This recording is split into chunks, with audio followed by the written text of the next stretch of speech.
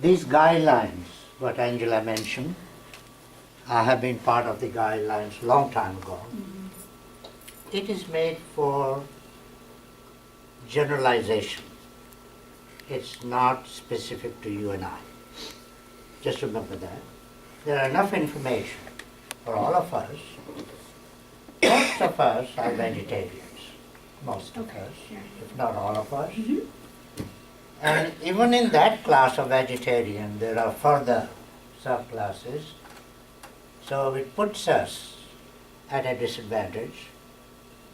So the bottom line is, what is the practical message that I can take it home? There is no shortcut to taking a pill. Take it. You have to take vitamin D supplement. And that's the bottom line.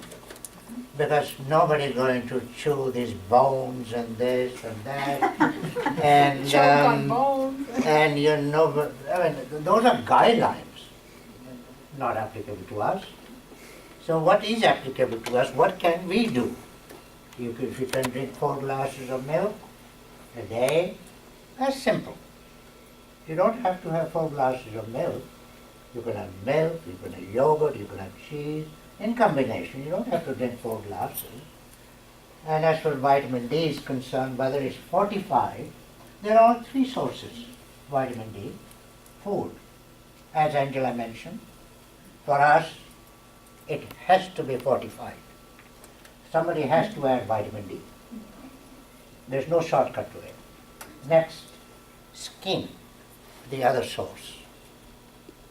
And we already talked about, and I'll present the information, we should not depend upon skin, because that's a disadvantage.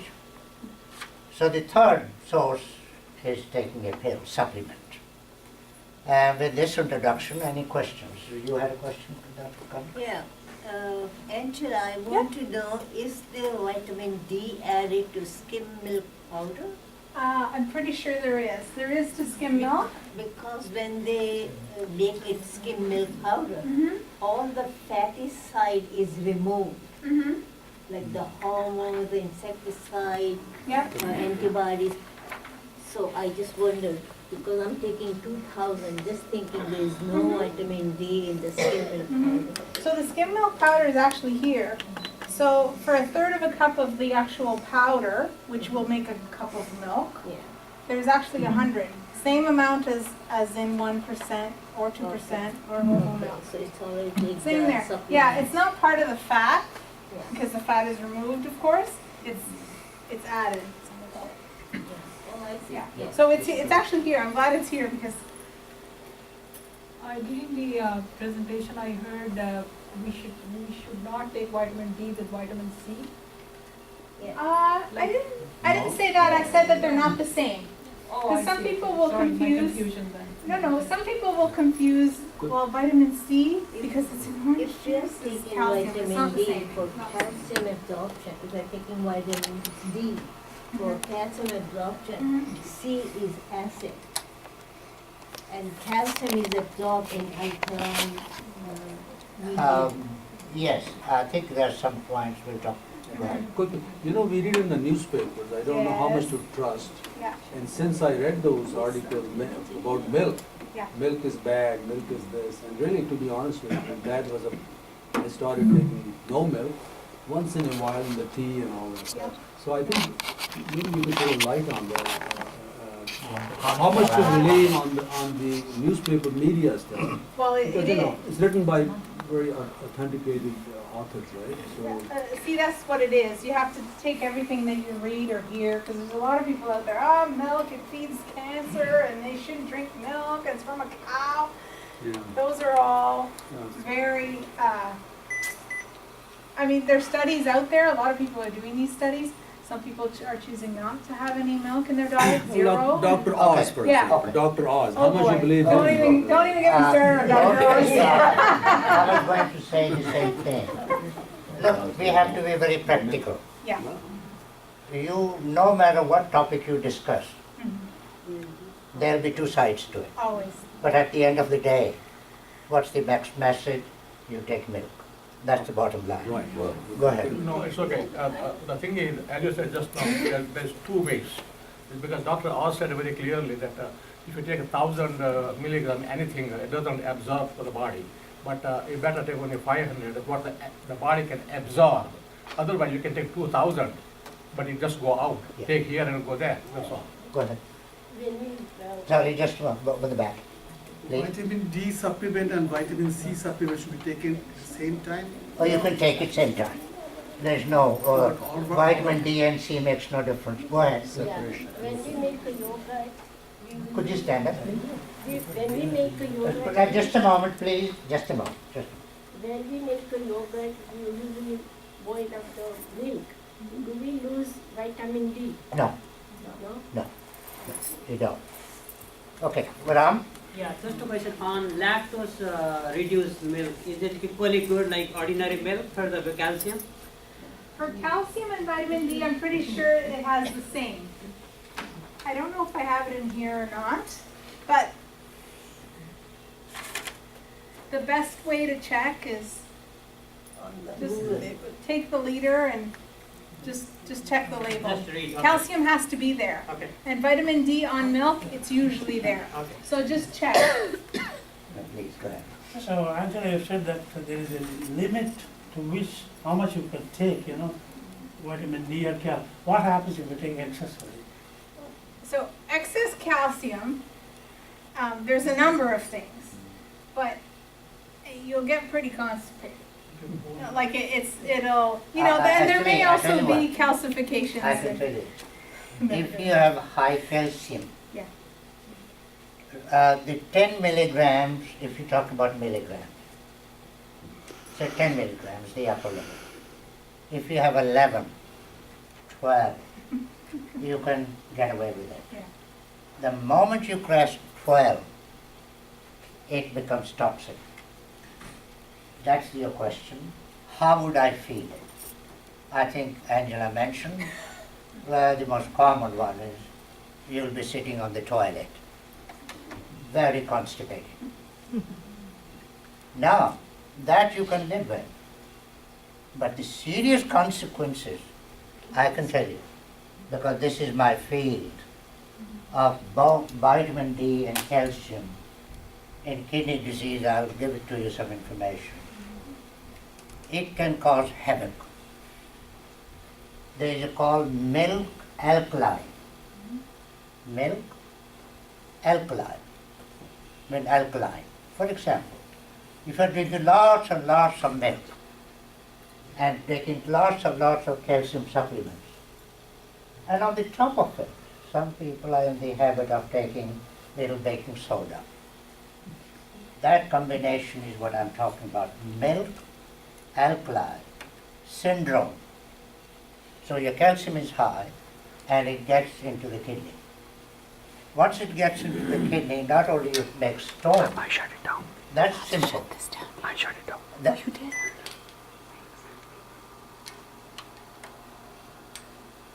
That is simple. But the permanent damage done to the kidney is severe. And so we warn that it can cause lots of these problems. Third, it can make you even a higher dosage unconscious. That has to be 15, 16 milligrams. It's a serious complication and we have to know it. Now coming back to vitamin D level, I think that's the safest way you can manipulate your intake. For example, anybody who has less than 30, these are the units which most of the labs report. That means you have low vitamin D. You definitely need to supplement. Now between 30 and 50, when you reach the level, is still low, but is better. Ideal between 50 and 75. So these units are in all the laboratories in Canada, in Ottawa. As soon as you cross 75, then you will start worrying. And anything crosses 125, you are in trouble. So these are some of the guidelines that we recommend.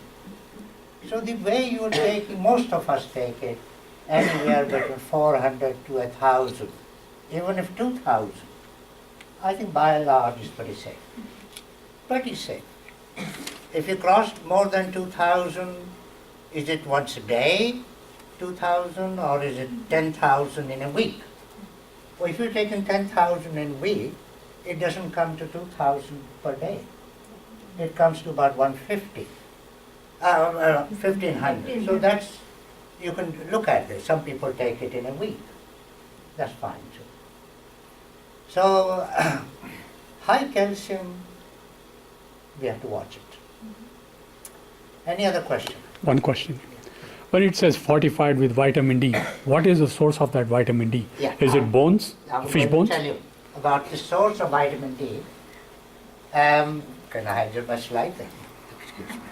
Liquid sunshine. Okay. Oh, you have the remote control? The remote control, yes.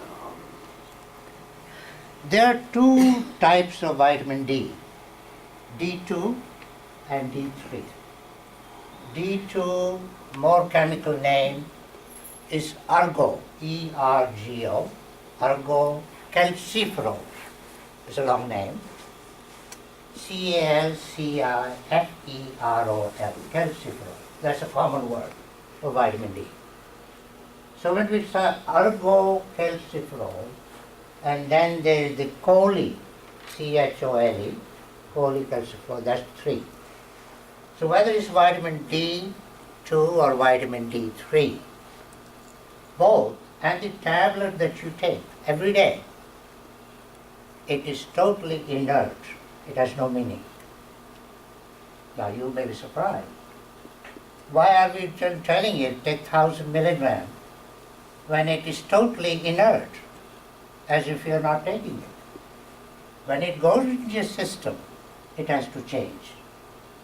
If it doesn't change, it doesn't work. Now where does the change take place? That's where kidney comes in. First change is in the liver. Anybody who has liver disease, most of us are pretty safe. Your vitamin D is not activated. If your liver is fine, but you are on dialysis, kidney has failed, then that vitamin D is again no use. So what do we give it to these people on dialysis? We make specially for them activated vitamin D, and it's available in the pharmacy. So as Dilip asked, what is the source of vitamin D? Is synthetic. We make it in the pharmacy. That's the only way you do it. In the skin, it's a cholesterol base, because all vitamin D are lipid soluble. So cholesterol, if you look at their structure, that's what you need to make vitamin D, and the skin has that thing. But the sun exposure that we talked about, it doesn't work. As far as the fish is concerned, all those things, can you imagine the radiation they get? All these animals, the vitamin D is converted. So from the basic molecule to vitamin D, D2 and 3. So whether you take in the form of diet, or you through the skin, or you take the pill, still it has to be activated. So why does my mouth smell like fish after I take vitamin D? Does it? I didn't know that. Okay. Now question is, any one of us,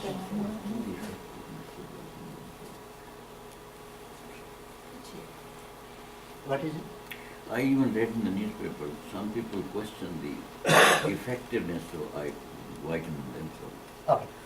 Vitamins in general you're talking about, Yeah. not vitamin D. I think we should not mix up this whole thing. Vitamins in general, I'm talking about in general. There are lots of studies And they're well done. They say it's no use. If you're looking for protection for various organs, it doesn't do a thing. So your point is well taken, but it does not apply to individual vitamins. Now let's look at some quiz. Who is at risk of low vitamin D? Let's look at the first one. Less sun. Now there are lots of studies. You go north of Canada, you then come to Ottawa, you move it to New York State, then you go to Florida. As you move south, your vitamin D level goes up. Just remember. So the first part is less sun. We don't have sun. Second part is less exposure to sun. How could that be if you're staying indoors? And if somebody says, well, I'm sitting in the sun behind the glass, well, you're fine, it gives you a little heat, that's all. Because the glass blocks the ultraviolet ray, you don't make any vitamin D. Increased requirements. When do we see a situation in pregnancy? You need extra vitamin D during lactation. Dark skin we already talked about, and I'll give you next slide. Obesity, now you wonder. People who are fat, and we're going to talk about fat too today, they do not have vitamin D because all vitamin D is stuck in the fat. It's all vitamin D is stuck in the fat and it doesn't come out. You need vitamin D in the blood compartment, not stuck up in the fat compartment. Strict vegetarian, poor diet, we already talked about it. Allergy to dairy products, we already talked about it. Chronic kidney disease, we just briefly mentioned, and I will not labor on this point, but it's the biggest, very big problem in our field on dialysis. Everybody, without exception, is on vitamin D, the activated form, not the one that we are recommending here. Anybody who has a gastrointestinal problem, they are at risk because they don't absorb calcium and vitamin D. Now we talked about bone and teeth maybe, but somebody did mention muscle. Is there something else? What does the vitamin do to other organs? Amazing how much science has come. I think you should know it. Vitamin D, cardiovascular disease. How many people know that vitamin D helps in controlling blood pressure? How many people know that it protects the heart? There are lots of studies. How many people know that it protects against cancer? Colon cancer, all cancers. Autoimmune disease and fight infection. Diabetes, now that is something. It is well documented that people who have low vitamin D have insulin level is not working. Even if they have insulin, it doesn't work. So we get type 2 diabetes. In brain, its role has been well documented in multiple sclerosis and Alzheimer. Now there is another condition which is related to vitamin lack, and that is depression. Because the serotonin level that I mentioned, low serotonin level, if your vitamin D is low, your serotonin is also low. So you get depression. It makes you gain weight if you have vitamin D low. So these are the other effects other than simply bones. This is a study that was done in 2012, and many of us sitting here participated, Dr. Ratnaik, Health Canada. And what was the finding? I didn't want to go to the design of this study. They found 50% of South Asians like you and I at risk of low vitamin D due to the color of the skin. That was the final conclusion. Vitamin D was low even in summer. So they compared winter and summer. Sun exposure made no difference whatsoever. So the recommendation was, as we talked about today, that we must take vitamin D. So that is about vitamin D. Now last time, somebody, he's not here today, asked me, why do we put more emphasis on tummy fat? And I thought I'd summarize some few things about fat. What's the significance of fat in here, in my tummy here, or in the thighs or legs, or overall? Is there a difference? So let's look at it. How many people know the different types of fat cells? Just by color. Anybody?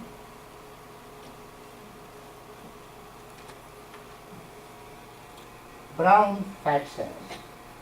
Do you know what it is? Anybody? Brown fat cell is like muscle. Your body muscles, they are brown. It's just like that. And they are good. The other one is white. And the white, I'm going to spell some details on it. Let's take the brown fat cells. Where are they? Are they good? Yes. They're all good. They have a special inside mitochondria, we call it, the furnace. It burns your calories. So if you have more brown fat, it's very helpful. How much in each one of us is the total fat? About 20%. If somebody weighs 70 kilograms, and take 20% of that is your fat. And of that total fat, how much is brown fat? Only 2%. So, there it is. The good fat disappears. Where are they located? They are not located on your tongue, for sure.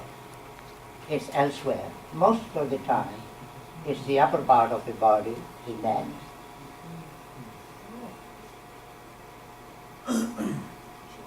What age are they more prominent? Babies. Babies. As we get older, the brown fat cells keep on going down. Now can you keep it up? Can you keep the brown fat cells up? Exercise help? Exercise, you mentioned exercise. Anything else? Good diet. Sorry? Good diet. Good diet. Anything else? High protein diet? Anything else? Now you may be surprised with the answer. One answer is, how do you activate them? One answer is exercise. Everybody said it. Aerobic exercise. What's the other one? Take very cold bath. Shivering. Shivering. You take a regular bath at the end. Let me tell you practically. At the end. Sure. At the end, 30 seconds. 30 seconds. Turn the tap to the other side. You will shiver for 30 seconds, 45 seconds. That's all I'm saying to you. And you would not get pneumonia, trust me. That's why. Don't call me if you have it. No, yes. Is it the same thing? Some study came that in the winter time go out and the. Yes. It's the same Yes, thing? Yeah, yes. okay. That just answers part of it. In winter months, if you go out, don't put too many clothes. I mean, safe enough, but see you get a shivering effect. And don't freeze yourself, but it's a good idea. Now let's look at the white cell. Visceral white cell. What is the word visceral? The word visceral is mentioned, yes? The internal organs. That's the important part. That's called viscera. The other name for internal organs is the viscera. If you just say V-I-S-C-E-R-A, delete L, viscera. Viscera is your kidney, your heart, your liver, and so on and so forth. So if you have fat here, and it, forget about the details, it goes into visceral organs. That's the point I want to make it. Are they good or bad? They're bad only if it's one location. And the risk of heart disease, stroke, high blood pressure, diabetes, we talked about so many times, so we won't talk about that today. Reason why. Why the white cells, fat cells are bad for us. Reason. Because inflammation? Inflammation. Now, we must remember this word. Inflammation. Sorry? Fat deposit? Fat deposits, what else? See, they release chemicals. Now, all of us, we need fat cells. We can't survive without fat cells. We store fat for energy requirement. That's biological. But if you exceed a certain amount, those fat cells, we call adipocytes, fat cells, they become dynamite. They become abnormal. So they start releasing chemicals. And I won't bore you with the names, there are 20 chemicals. So they get into the circulation and go travel, block insulin, raise blood pressure, do all kind of things. And inflammation, that the word said, and I want to emphasize. The cytokines mean, cyto means cell, kines mean chemicals. Where are they located?